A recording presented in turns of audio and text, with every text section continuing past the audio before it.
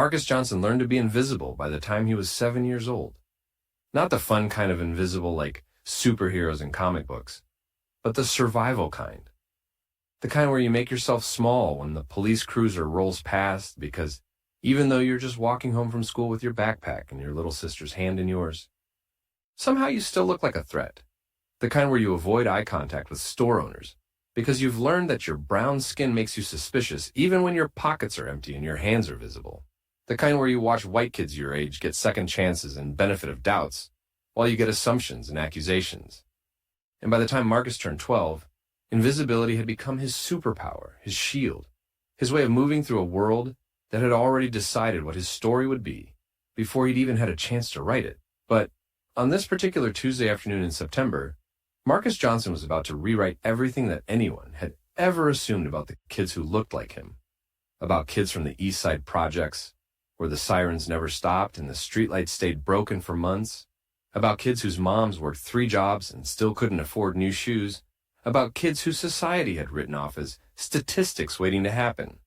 Because while everyone else was looking right through Marcus like he didn't exist, he was seeing everything, noticing details that others missed. And what he was seeing right now outside Riverside Preparatory Academy was going to change 3 lives forever, or end them, depending on what Marcus decided to do in the next 60 seconds. And see, the contrast between Marcus's world and Riverside Prep was so stark it might as well have been 2 different planets. Marcus was cutting through the manicured campus on his way to his mom's second job at the laundromat on 5th Street. His route took him past the school every Tuesday because it saved him 15 minutes. And in his life, 15 minutes mattered. 15 minutes meant he could help his mom fold sheets before her shift at the diner started at 6. 15 minutes meant he could read his little sister Destiny a bedtime story before she fell asleep.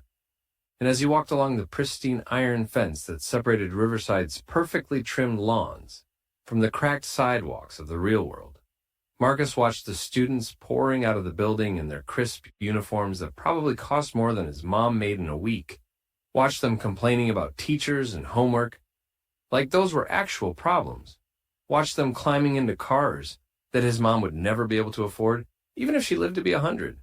And Marcus didn't feel jealous exactly.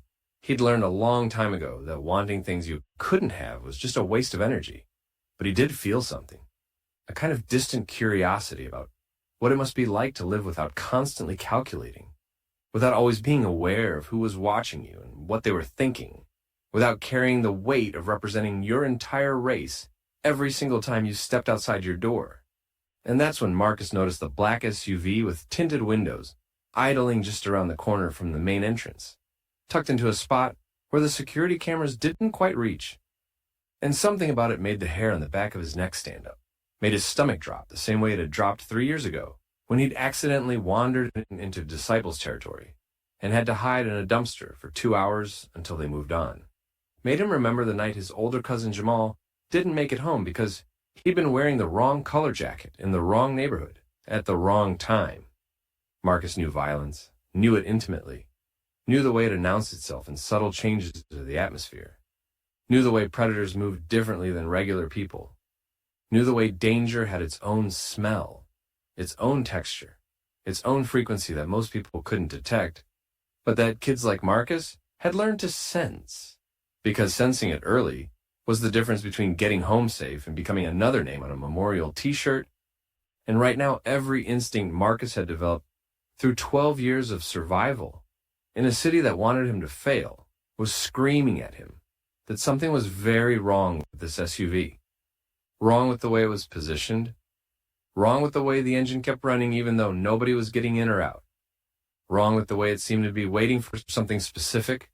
And Marcus had learned to trust these instincts the hard way.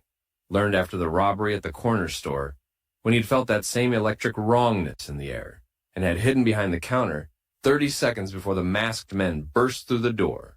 Learned after the shooting on his block when he'd grabbed Destiny and pulled her behind a car moments before the first shots rang out. Learned that being poor and black in America meant you developed these early warning systems, or you didn't survive. So instead of walking past like he had somewhere to be, instead of ignoring the feeling like he probably should have, because getting involved in things that weren't his business had a way of going bad for kids who looked like him. Marcus did what he always did when something felt off. He found a spot where he could observe without being observed, ducking into the doorway of an old, boarded-up auto shop across the street, and he waited, because waiting and watching was what he did best, was what had kept him alive, was what made him different from the other kids in his neighborhood, who acted first and thought later, and ended up in juvie or worse. 23 minutes passed, and Marcus was starting to think maybe he was being paranoid. Maybe this was just his trauma, making him see threats where there weren't any. Maybe he was wasting time he couldn't afford to waste when his mom was probably already wondering where he was. But then the back door of the SUV opened and a man stepped out, and Marcus knew immediately that every alarm bell going off in his head had been absolutely right, because this man wasn't a parent waiting for their kid, wasn't a driver employed by the school, wasn't anyone who belonged at a pickup zone. This man was white, but the kind of white that came with prison tattoos barely hidden by long sleeves, the kind that came with eyes that scanned the environment like a predator selecting prey, the kind that came with a tension in his shoulders that Marcus recognized from every corner boy and gang member he'd ever seen. And the man was wearing all black despite the warm September afternoon, a baseball cap pulled so low over his face that his features were hidden from the security cameras.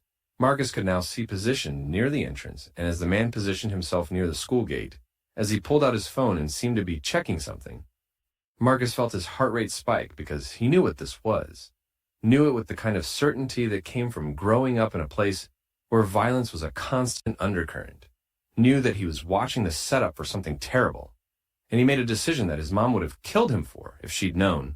He pulled out his phone, the cheap prepaid Android that barely worked half the time but was all his family could afford, and he started recording, his hands shaking slightly, as he zoomed in on the SUV's license plate, on the man's face, on every detail he could capture.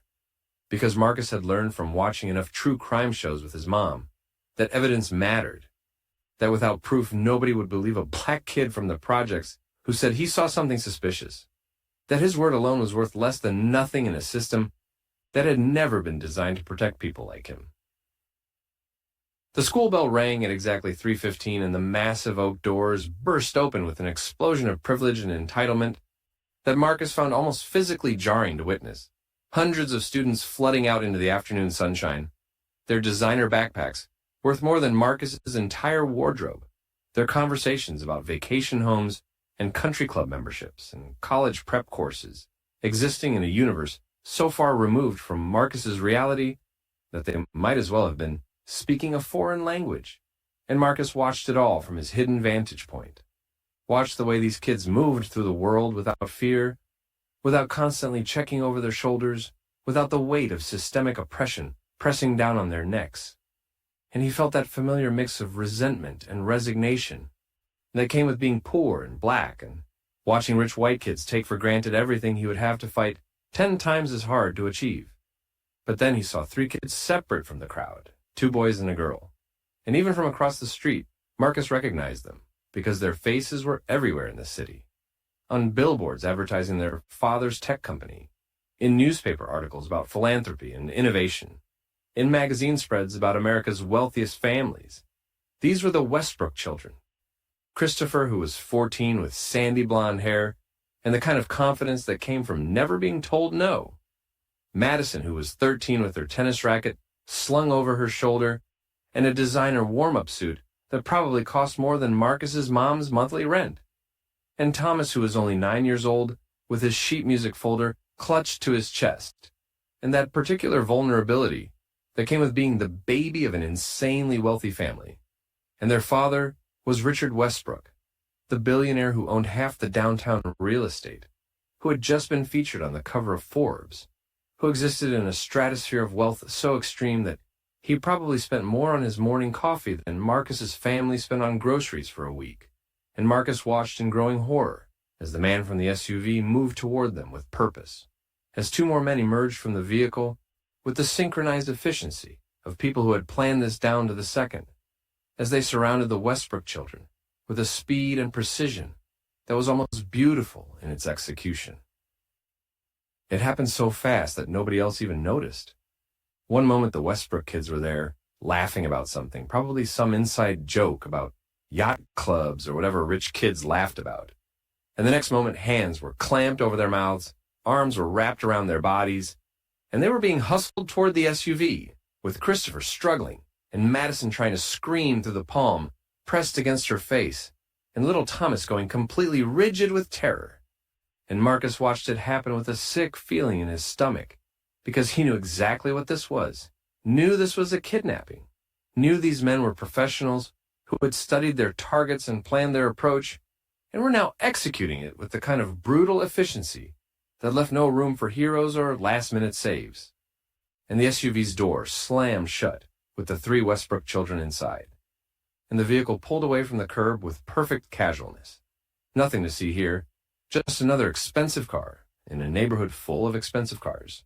And just like that, 3 kids had vanished in broad daylight, and Marcus was the only person in the entire world who knew what had really happened, the only witness.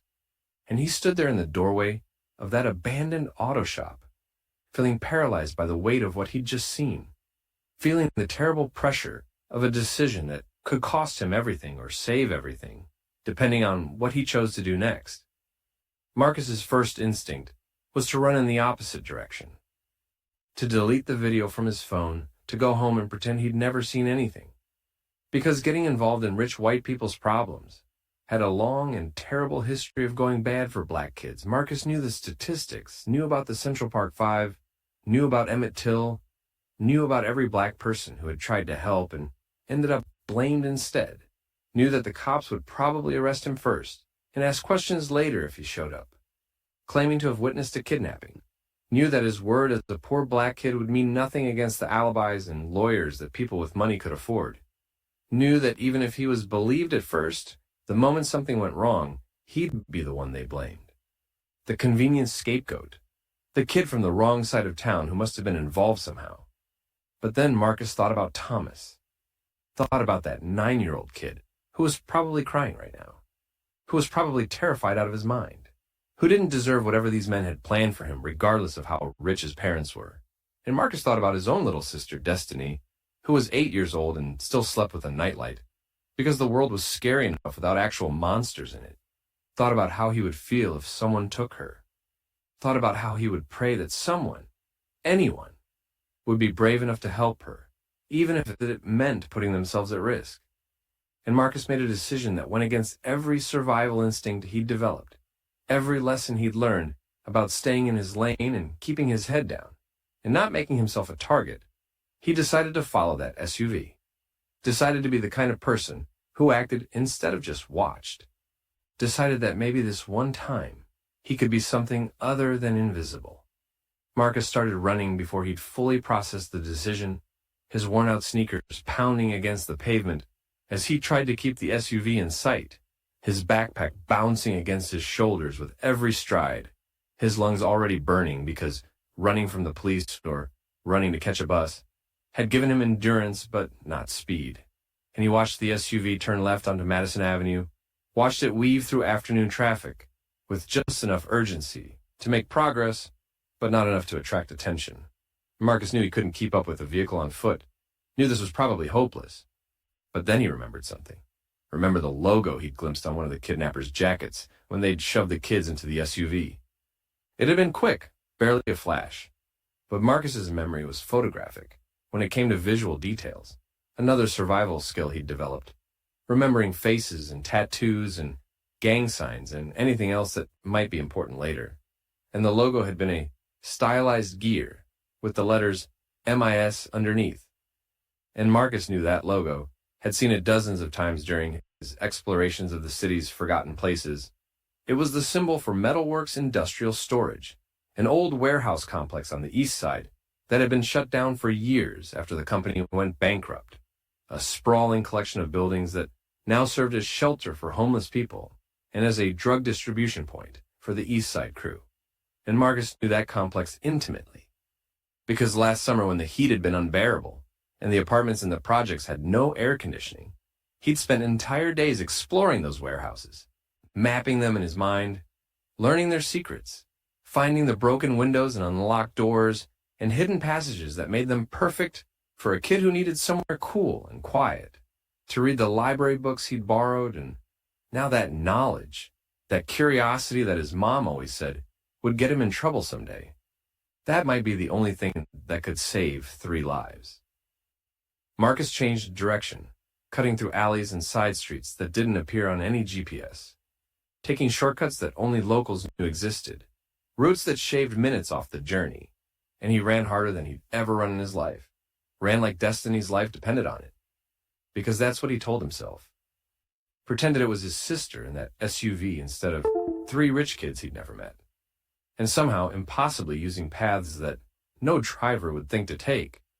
Marcus arrived at the Metalworks Industrial Storage Complex before the kidnappers did, his lungs screaming for air, his legs shaking with exhaustion, sweat pouring down his face despite the cool September afternoon, and he found his favorite entry point, a broken window on the 2nd floor of the main warehouse that he'd used countless times before, and he climbed through it with practiced ease, dropping into the shadows of the upper level just as he heard the sound of the SUV pulling into the loading area below, and Marcus pressed himself against a support beam, trying to control his breathing, trying to quiet the pounding of his heart, and he watched through a gap in the floor as the kidnappers dragged the Westbrook children out of the vehicle.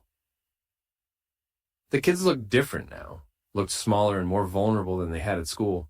Christopher's confidence had evaporated into raw fear, his eyes wide and searching for any possibility of escape.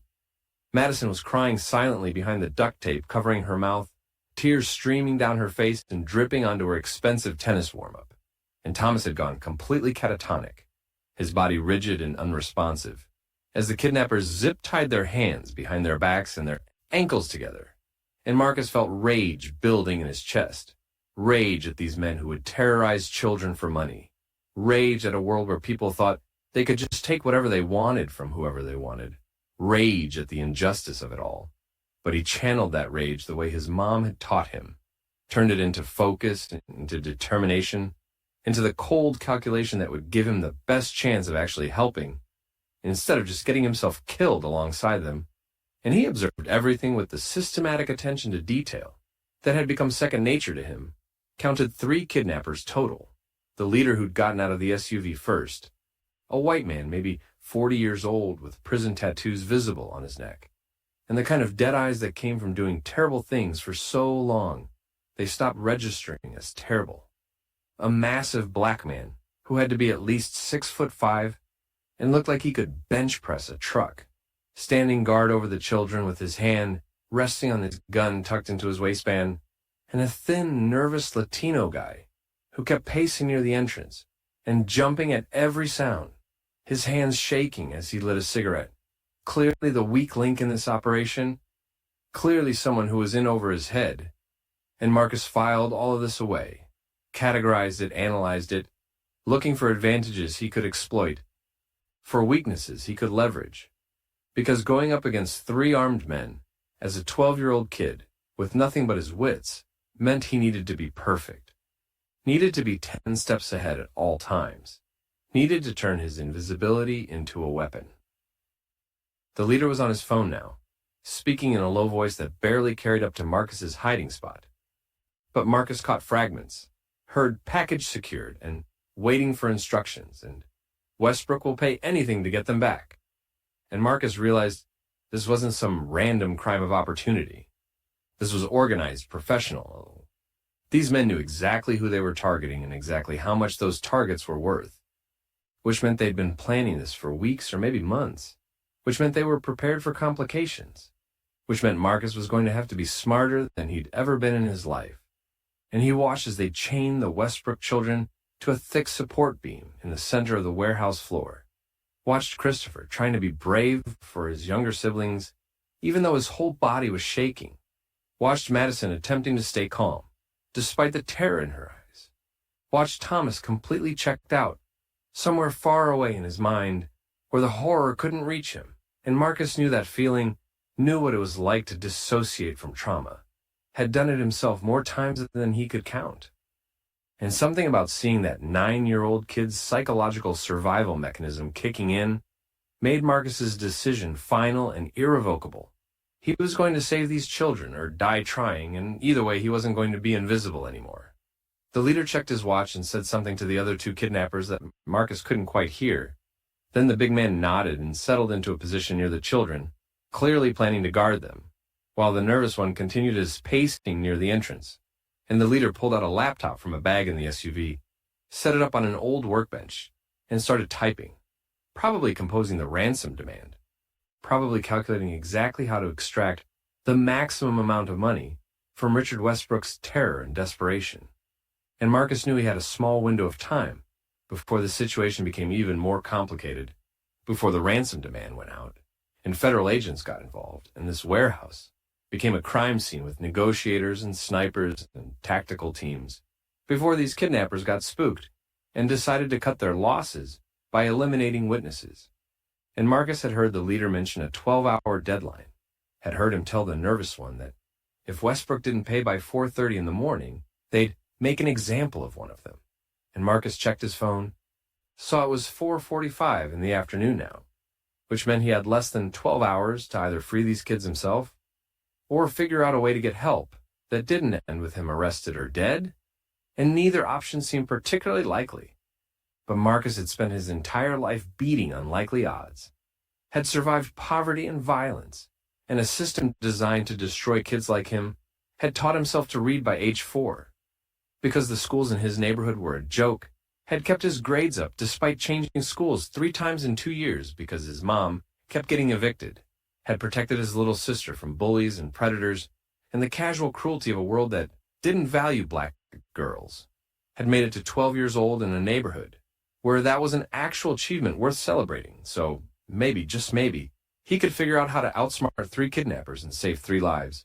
And if he couldn't, well, at least he would have tried. At least he would have been something other than another invisible black kid that society erased before he even had a chance to matter. Marcus spent the next 20 minutes doing what he did best, observing and analyzing and formulating a plan. He mapped out the warehouse in his mind, remembered from his previous explorations that there were at least 4 other exits. Besides the main loading dock, remembered the maintenance tunnels that ran underneath the complex connecting all 6 warehouses. Remembered the old electrical system, with its circuit breaker panel on the east wall. Remembered every detail he'd absorbed last summer when he'd had nothing but time and curiosity, and now all of that apparently useless knowledge was about to become the difference between life and death. And Marcus identified the weak points in the kidnapper's setup, noticed that the nervous one was isolated from the others during his pacing, noticed that the big man guarding the kids kept checking his phone, clearly bored and not taking the threat of interference seriously, because who would be stupid enough to interfere? Noticed that the leader was completely focused on his laptop and his phone, coordinating with whoever was handling the ransom negotiation on the other end. And Marcus saw the shape of a plan forming, saw how he could exploit these weaknesses, saw how he could turn his size and his invisibility and his knowledge of this building into advantages. But he also saw all the ways this could go catastrophically wrong. Saw himself getting shot, saw the kids getting killed because of his interference, saw his mom getting a phone call that her son was dead, saw Destiny crying at his funeral, and Marcus had to push all of that down, had to lock it away in the same place he locked away all his fear and doubt and trauma, had to become the cold, calculating strategist that survival had taught him to be, had to remember that doing nothing was also a choice, and that choice guaranteed those kids would die. So really, he had nothing to lose except a life that society had already written off as disposable anyway. The nervous kidnapper was the obvious first target. Marcus could see it in the way the man moved, the way his eyes darted around constantly, the way his hands shook when he lit his 3rd cigarette in 15 minutes. This was someone operating on pure adrenaline and fear, someone who was probably only involved because he owed someone money or needed a big score or had gotten in too deep with the wrong people. Someone who definitely hadn't signed up to hurt children and was now realizing exactly what he'd gotten himself into. And Marcus knew that fear made people unpredictable, but it also made them sloppy, made them easier to manipulate. So he started moving through the shadows of the upper level, silent as a ghost. Years of sneaking past his mom, when he stayed up too late reading, had taught him exactly how to distribute his weight to avoid creaky floorboards, exactly how to move through space without disturbing the air, exactly how to become nothing more than a shadow.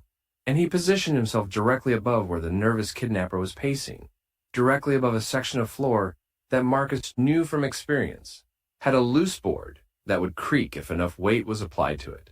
And he waited for the perfect moment, waited until the man was directly beneath him. And then Marcus jumped up and came down hard on that board.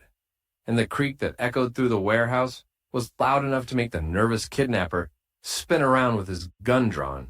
And Marcus watched from his new hiding spot as the man called out in a voice pitched high with anxiety. "Did you hear that? Something's up here. I heard something."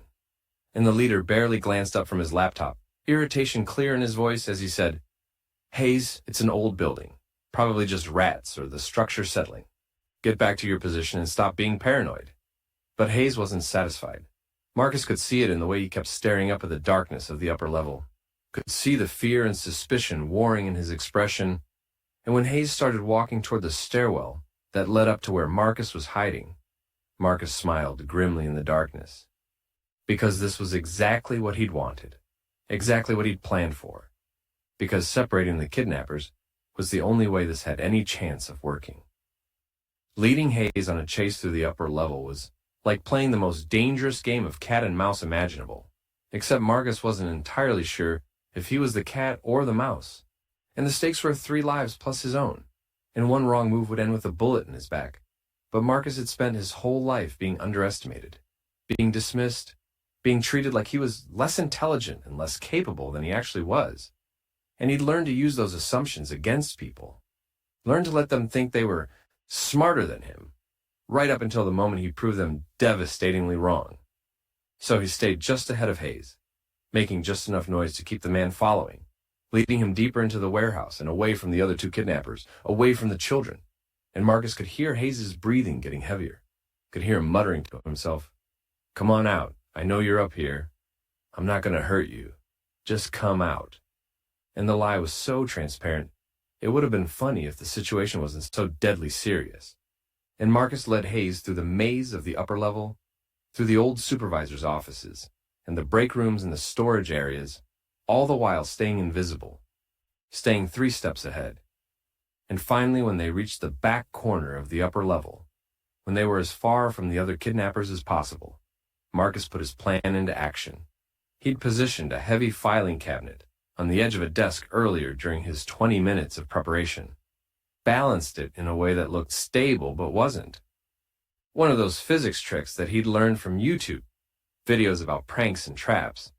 And when Hayes came through the doorway with his gun raised and searching for whoever had been making noise, Marcus kicked the desk from his hiding spot behind a support beam, and the filing cabinet toppled forward with a crash that echoed through the entire warehouse complex. And it didn't hit Hayes. Marcus wasn't trying to kill the man or even seriously hurt him, but it crashed down directly in front of him, and Hayes stumbled backward in surprise and shock, his feet tangling in some loose debris that Marcus had strategically scattered. And the man went down hard, his gun flying from his hand and skittering across the floor. And Marcus was moving before Hayes even finished falling, muscle memory and desperation overriding his fear. And he grabbed the gun with hands that were shaking so badly he almost dropped it. And he pointed it at Hayes, who was groaning and trying to sit up, blood streaming from where he'd hit his head on the concrete floor. And Marcus said in a voice that he forced to stay steady even though everything inside him was screaming, "Don't move. Don't make a sound. I don't want to hurt you, but I will if you make me." Hayes looked up at Marcus, and for a moment their eyes met. And Marcus saw the shock and confusion in the man's face as he registered that he'd been taken down by a 12-year-old black kid, saw the calculations happening behind Hayes' eyes as he tried to figure out if Marcus would actually pull the trigger. And Marcus knew that this was the moment where either Hayes would comply or he'd call Marcus's bluff and everything would fall apart. Because the truth was, Marcus had never touched a gun before today, had been raised by a mom who told him that guns were death and that boys who played with them ended up in graves. And holding this weapon now made him feel sick and terrified and powerful all at once. Made him feel like he was crossing some invisible line that once crossed could never be uncrossed. But Marcus also knew that hesitation would get him killed, knew that he had to project absolute certainty, even if he felt none. So he kept the gun steady and kept his eyes locked on Hayes's. And he channeled every hard thing he'd ever experienced. Every time he'd been scared and had to be brave anyway. Every time he'd been hurt and had to keep going. And he let all of that show in his face. Let Hayes see that Marcus Johnson had already survived things that would break most people. Had already learned that sometimes violence was the only language that certain people understood, and Hayes must have seen something in Marcus's eyes that convinced him, because the man slowly raised his hands in surrender and said in a voice rough with pain and fear, "Okay, kid, okay, you win. Just don't shoot. Please, don't shoot." Marcus used the zip ties he found in Hayes's pocket to secure the man's hands behind his back, the same kind of zip ties they'd used on the Westbrook children. And there was a grim poetry in that, a kind of justice that felt right, even though Marcus knew this wasn't really justice. Real justice would be these kids never getting kidnapped in the first place. Real justice would be Marcus not having to risk his life because the police couldn't be trusted to help a black kid who witnessed a crime. Real justice would be a world where poverty and desperation didn't drive people like Hayes to hurt children for money. But Marcus wasn't going to solve systemic injustice today. Today he was just trying to save 3 lives. So he gagged Hayes with duct tape, the same duct tape they'd used on Madison and Thomas. And he dragged the man into a storage closet and wedged the door shut with a metal rod. It wouldn't hold forever, but it would hold long enough. And Marcus took Hayes's phone and his wallet, and most importantly his radio, because he'd noticed all 3 kidnappers had radios clipped to their belts for communication. And now Marcus had a way to hear what they were planning, a way to stay one step ahead. And as he crouched in the shadows listening to the radio crackle with the leader's voice calling for Hayes, "Hayes, report! Where are you? What's your status?" Marcus felt a surge of something that might have been confidence or might have been just adrenaline-fueled delusion. But either way, he'd taken down one of 3 kidnappers, and the odds had shifted slightly in his favor, though slightly better than impossible was still pretty much impossible. Marcus knew he couldn't use the same trick twice, knew that the leader and the big man would be on alert now, would be suspicious and careful. And trying to separate them the way he'd separated Hayes would be significantly harder, because these 2 were professionals, were experienced, had probably done dozens of kidnappings and had protocols for dealing with complications. So Marcus needed a new strategy, needed to think bigger, needed to change the entire dynamic of the situation rather than just picking off kidnappers one at a time. And that's when Marcus remembered the electrical system, remembered the ancient circuit breaker panel on the east wall, remembered that this warehouse had been built in the 1940s when electrical codes were very different, remembered that the entire building ran on one main circuit. And if Marcus could get to that panel, could cut the power, he could plunge the entire warehouse into absolute darkness. And in the dark, Marcus would have every advantage because he knew this building and they didn't, because he'd spent hours exploring every corner and memorizing every obstacle, because his eyes would adjust faster and his movements would be surer, and most importantly, because in the dark, the kidnappers would be afraid and disoriented while Marcus would be in his element, invisible and unstoppable. So he started moving toward the maintenance corridor that ran along the east wall, moving carefully because the leader's voice kept crackling over the radio, asking for Hayes, and getting more agitated with each unanswered call. And Marcus knew he was running out of time before they sent someone to investigate. But he kept moving, kept crawling through the shadows, kept being invisible. And he was halfway to the circuit breaker panel when he heard heavy footsteps below him, heard the big man's voice calling out, "Boss, something ain't right. Hayes should have checked in by now. I'm going to go look for him." And the leader's response was sharp and worried. "Fine, but stay in radio contact. If something's wrong, we need to know immediately. And Mike, take this seriously. Someone might be interfering." And Marcus heard those words and felt a chill run down his spine, because being discovered now would mean game over, would mean all 3 kidnappers on high alert, would mean no more opportunities to separate them or surprise them. So he moved faster, threw caution to the wind, because speed was more important than stealth now. And he reached the circuit breaker panel, just as he heard Big Mike's footsteps on the stairs leading to the upper level. Heard the man calling out, "Hayes, you up here? Where you at, man?" And Marcus grabbed the main breaker with both hands, said a quick prayer that this would work, that he wasn't about to electrocute himself or blow the whole building up. And he pulled the breaker down with all his strength, and The entire warehouse complex plunged into absolute darkness. The immediate aftermath of the lights going out was chaos, pure, beautiful chaos. And Marcus could hear Big Mike cursing loudly in the darkness, could hear him stumbling and crashing into things, could hear the Westbrook children screaming through their gags, terrified and confused, and Marcus felt guilty for scaring them even more than they already were. But he didn't have time for guilt, didn't have time for anything except action. And he navigated through the darkness using memory and touch, using the mental map he'd created during his explorations, moving swiftly and silently, while Big Mike flailed around trying to find his flashlight, and the radio crackled with the leader's voice, sharp with controlled panic. "Mike, what the hell just happened?" report, and Big Mike's response was breathless and angry. "Power's out, boss, can't see anything. I think someone's up here. I think Hayes ran into trouble." And the leader's voice came back immediately. "Get back down here, now. Forget Hayes. We need to protect the merchandise. Someone's interfering, and we need to be ready." And Marcus heard the fear in the leader's voice, heard the careful plan starting to unravel, and he felt a savage satisfaction at that. Felt good about disrupting their organization, about turning their professional kidnapping into a confused mess. Because in chaos there was opportunity. In disorder there were cracks he could exploit. And he moved through the darkness like a ghost, circled around Big Mike, who was still trying to find the stairs, and he made his way back toward the main floor where the children were chained, because that's where this all had to end, with them free or with all of them dead, and there wasn't really any middle ground anymore. Marcus could see the leader's flashlight beam cutting through the blackness on the main floor, could see the man had positioned himself near the Westbrook children, had his gun drawn and was sweeping the darkness systematically looking for threats.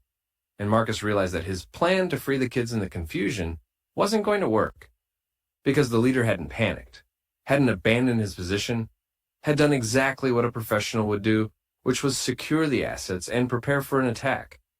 And Marcus was stuck in the upper-level shadows, trying to figure out his next move, when he heard the leader's phone ring, heard him answer it in a low, tense voice, saying, "We've got a situation. Someone's here. Someone's interfering with the operation. I don't know who yet, but they took out Hayes and cut the power. We might need to abort, might need to eliminate the witnesses and get out." And Marcus's blood ran cold, because he knew what eliminate the witnesses meant, knew that if he didn't do something drastic right now, those kids were dead. All of his efforts would be for nothing. And he made a decision that was either brilliant or suicidal or probably both.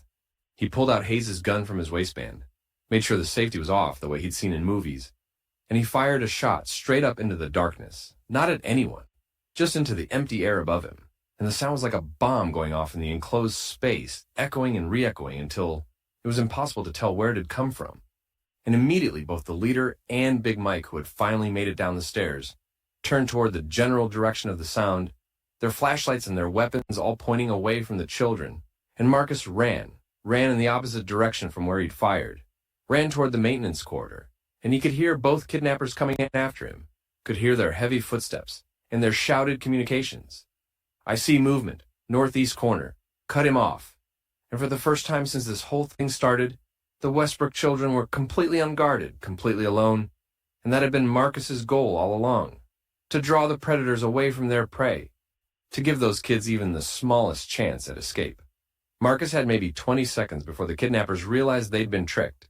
20 seconds before they understood that the gunshot had been a diversion and rushed back to secure the children.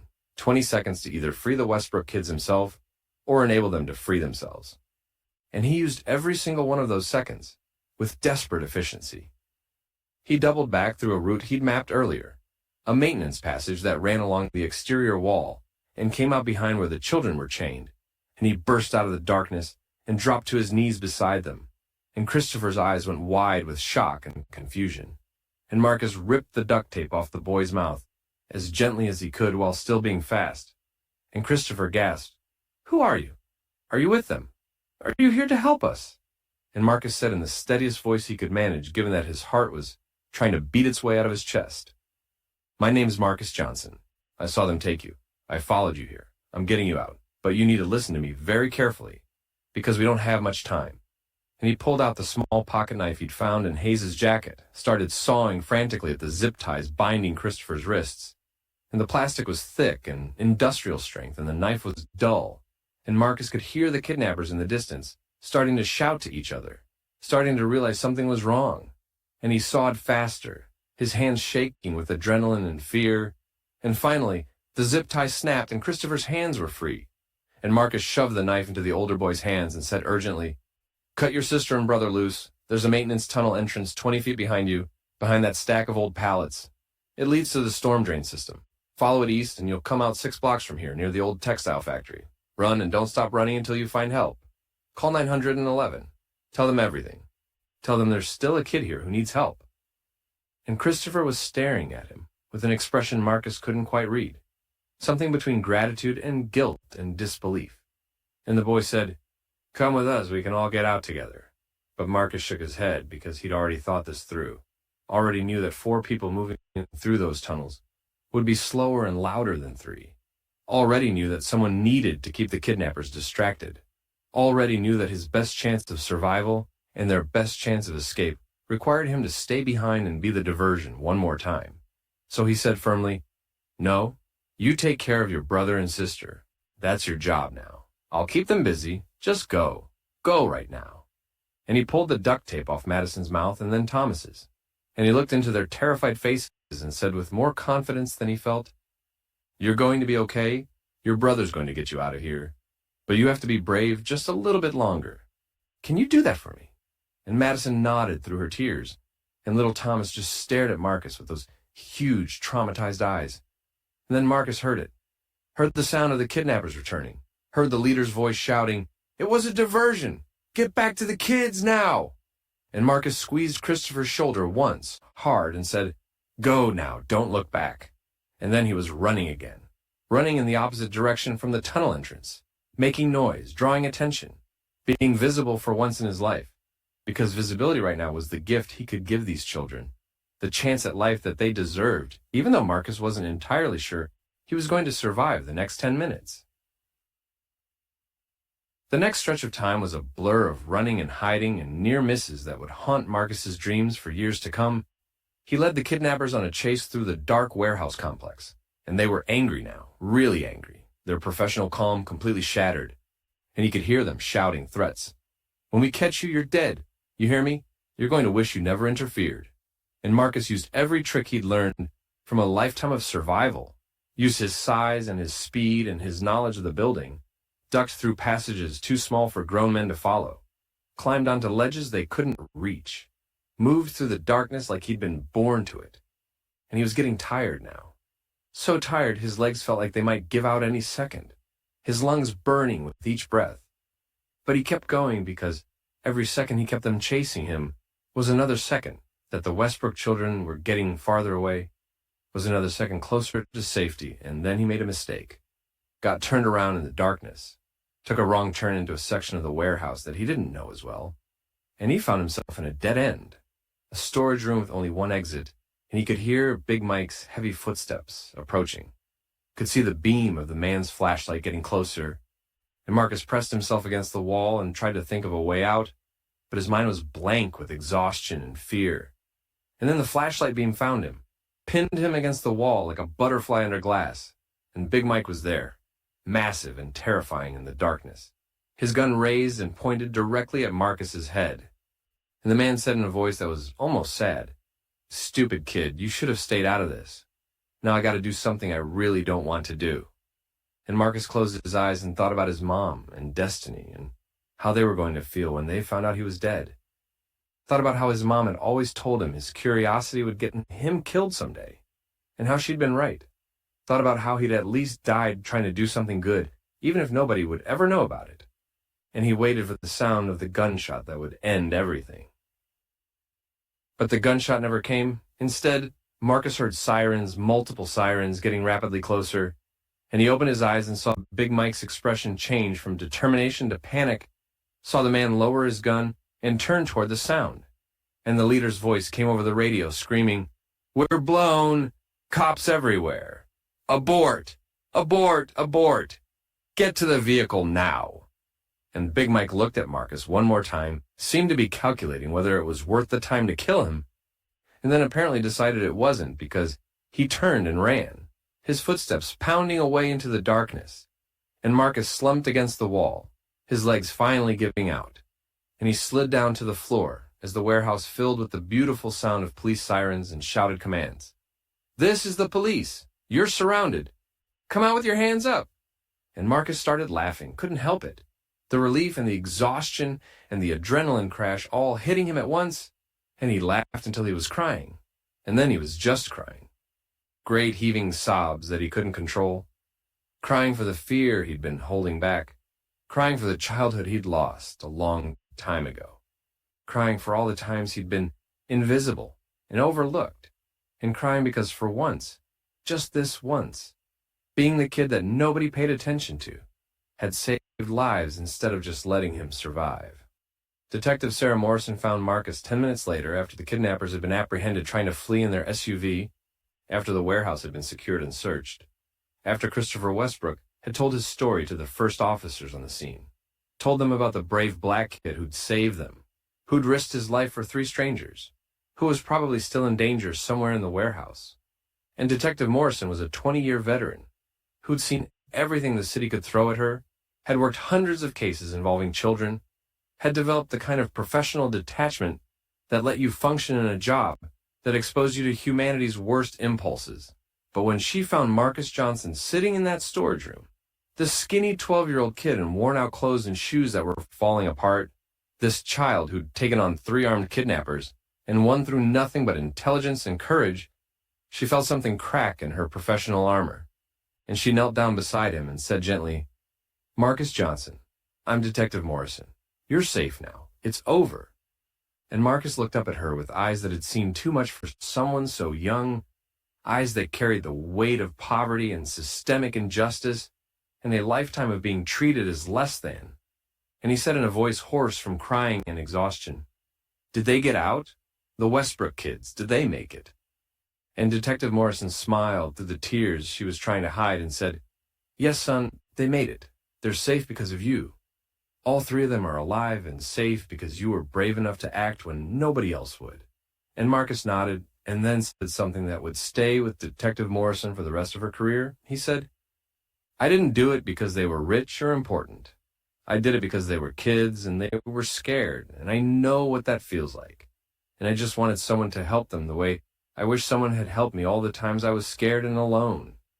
And Detective Morrison had to look away for a moment to compose herself.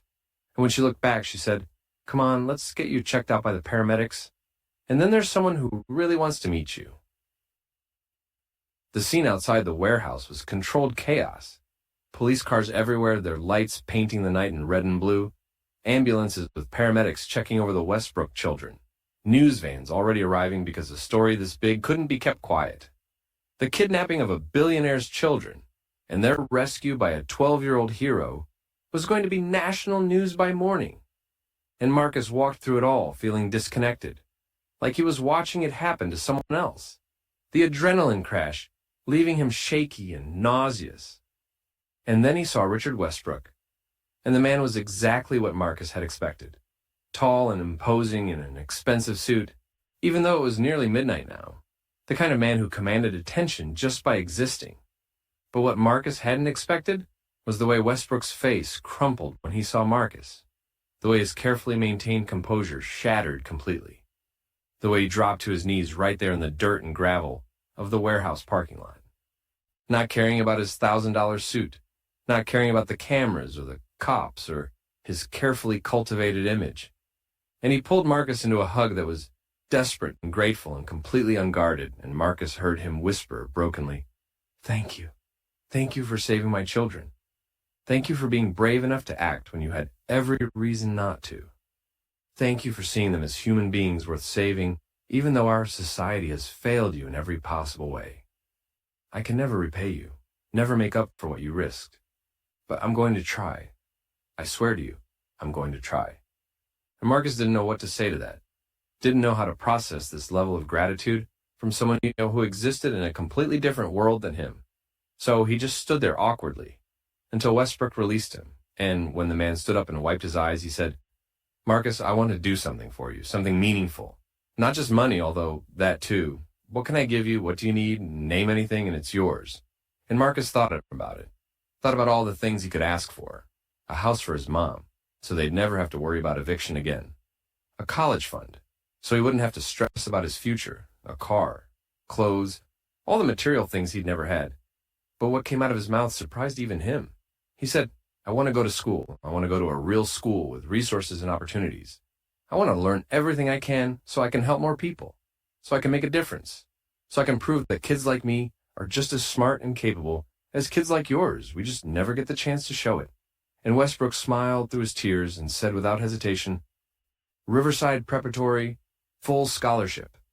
Starting this fall, and anything else you need for your education, books, tutoring, whatever it takes, you'll have it. And Marcus, I'm going to make sure your mom never has to work 3 jobs again.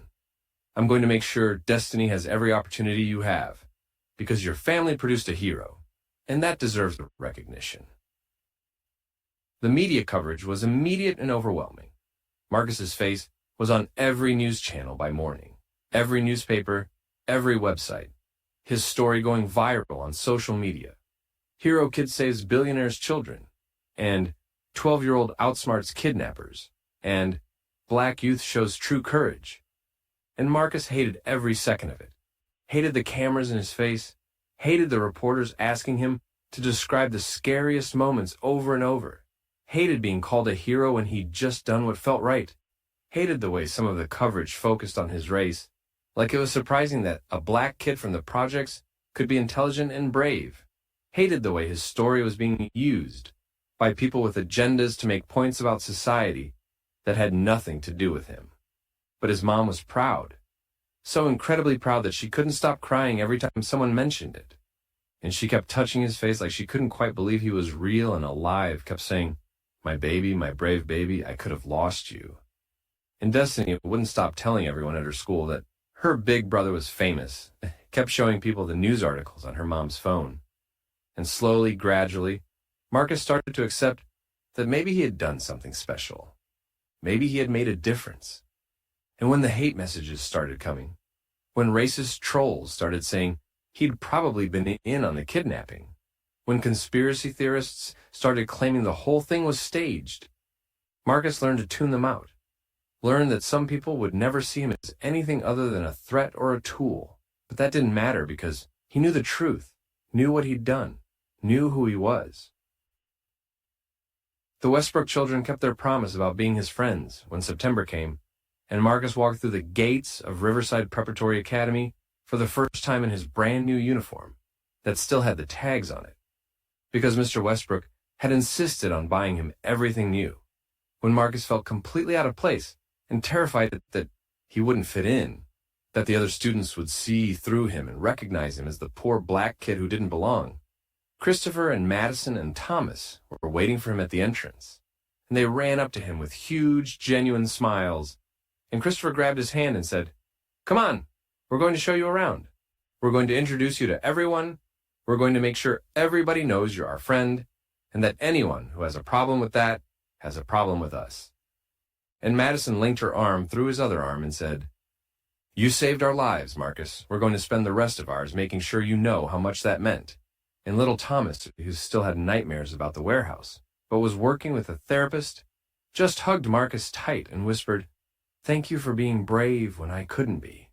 And Marcus felt something shift inside him, felt the walls he'd built around himself start to crack, felt the possibility that maybe, just maybe, there could be a different future than the one he'd always assumed was inevitable. The first few months at Riverside Prep were brutal in ways Marcus hadn't anticipated, not because of bullying or racism, although there was some of that from students whose parents resented seeing a scholarship kid from the projects contaminating their exclusive world, but because the academic gap was so much larger than he'd realized. These kids had been getting private tutoring since kindergarten, had traveled the world and experienced things that Marcus had only read about in books, had vocabularies and cultural references, and assumed knowledge that Marcus was constantly struggling to catch up on. And there were nights when he wanted to quit, wanted to go back to his old school where at least he understood the rules, or at least he wasn't constantly reminded of everything he didn't have and hadn't experienced. But Christopher wouldn't let him give up, showed up at his apartment with study guides and patient explanations, and Madison helped him with his writing, teaching him the academic style that Riverside expected. And even Thomas, despite his own trauma, would sit with Marcus in the library and just be present, a quiet reminder that he wasn't alone.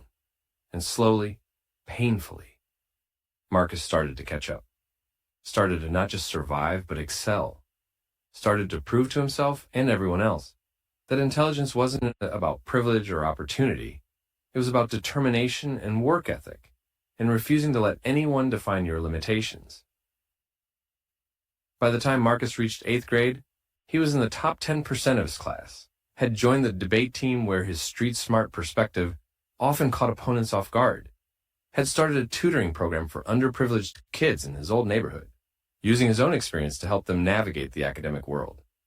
And he'd become something of a celebrity at Riverside, not just as the kid who'd saved the Westbrook children, although that story never really went away, but as Marcus Johnson, the kid who could argue constitutional law with the same fluency he used to explain hip-hop lyrics, who could code in 3 programming languages, and also knew every corner store owner in the East Side projects by name, who existed in both worlds and refused to abandon either one. And Detective Morrison stayed in touch, became a mentor of sorts, helped Marcus understand that his instincts and his street knowledge weren't things to be ashamed of, but skills to be valued. And she encouraged him to consider law enforcement as a career, told him the system needed people like him, people who understood both sides, people who could bridge the gap between the community and the police. And Marcus wasn't sure about that, wasn't sure he could ever trust a system that had failed him and people like him so completely. But he didn't dismiss it either, kept it in the back of his mind as a possibility. Richard Westbrook kept his promises and then some. Marcus's mom got a job managing one of Westbrook's properties, a position that paid well and had reasonable hours, which meant she was home for dinner most nights now, which meant she could help Destiny with her homework and actually have energy left over to enjoy her life. And Destiny enrolled in a good school through a program Westbrook had funded. And she was thriving, her natural intelligence finally getting the support it needed. And their family moved into a modest but comfortable apartment in a safe neighborhood. And Marcus had his own room for the first time in his life, a space where he could study and think and just be without constantly worrying about his family's survival. And sometimes Marcus would lie in his bed at night and think about that Tuesday afternoon in September when everything changed. Think about the decision he'd made to follow that SUV instead of walking away. Think about how different his life would be right now if he'd chosen the safer path, the invisible path. And he'd feel a complex mix of emotions, gratitude for the opportunities he had now, grief for the innocence he'd lost that day, anger at a system that required a child to risk his life to prove his worth, pride in what he'd accomplished, and determination to use his second chance to help others who were still trapped in the life he'd escaped. Marcus Johnson graduated from Riverside Preparatory as valedictorian 4 years after that September day, gave a speech that made half the audience cry and the other half uncomfortable because he talked about privilege and inequality and the reality that his story was an exception that proved the rule. That for every Marcus Johnson who got lucky, there were thousands of equally intelligent, equally capable kids who never got the chance to prove themselves, who were written off by a system designed to fail them. And he challenged his classmates to think about their own privilege, to use their resources and opportunities, not just for personal success, but for systemic change. And Christopher and Madison and Thomas were in the front row cheering louder than anyone. And Marcus's mom was crying, and Destiny was grinning with pride. And Detective Morrison was there in her dress uniform, and Richard Westbrook was there with his wife, and even Hayes, who'd served 2 years and gotten out on good behavior, and who'd written Marcus a letter apologizing and thanking him for not killing him that night, was there in the back row. And Marcus looked out at all these people whose lives had intersected with his that one night. And he thought about how violence and fear and injustice had brought them together, but how something else had kept them together. Something like hope. Something like the belief that people could change, that systems could change, that one person acting with courage and compassion could create ripples that extended far beyond anything they could imagine. Marcus accepted a full scholarship to Stanford, planned to study law and sociology, planned to come back to his city and work for change from the inside. Planned to prove that the invisible kids, the overlooked kids, the kids that society had written off, could be the ones who transformed everything. And on his last day before leaving for college, Marcus took a walk through his old neighborhood, past the corner store where he'd witnessed that robbery, past the spot where his cousin Jamal had died, past the projects where his family had lived for so many years. And he stopped outside Riverside Preparatory Academy and looked at the spot where he'd stood 4 years ago, watching a kidnapping unfold. And he thought about the Marcus who had existed before that moment, the invisible boy who just wanted to survive, who just wanted to keep his head down and make it through. And he thought about the Marcus who existed now, the visible one, the one people saw and heard and had to acknowledge. And he realized that both versions of him were still there, still coexisting, the survivor and the hero, the invisible and the visible, the victim of the system and the person working to change it. And he made a promise to himself that he would never forget where he came from, would never let success and privilege turn him into someone who looked right through kids like he used to be, would spend the rest of his life being the person he'd needed when he was 12 years old, would be the one who saw the invisible kids and gave them a chance to be visible, because that night in the warehouse had taught him something fundamental, something that would guide him for the rest of his life. It had taught him that one person could make a difference, that courage wasn't about being fearless, but about acting despite your fear, that intelligence and street smarts were equally valuable, that privilege came with responsibility, and that sometimes the most powerful thing you could do was simply refuse to be invisible, when visibility might save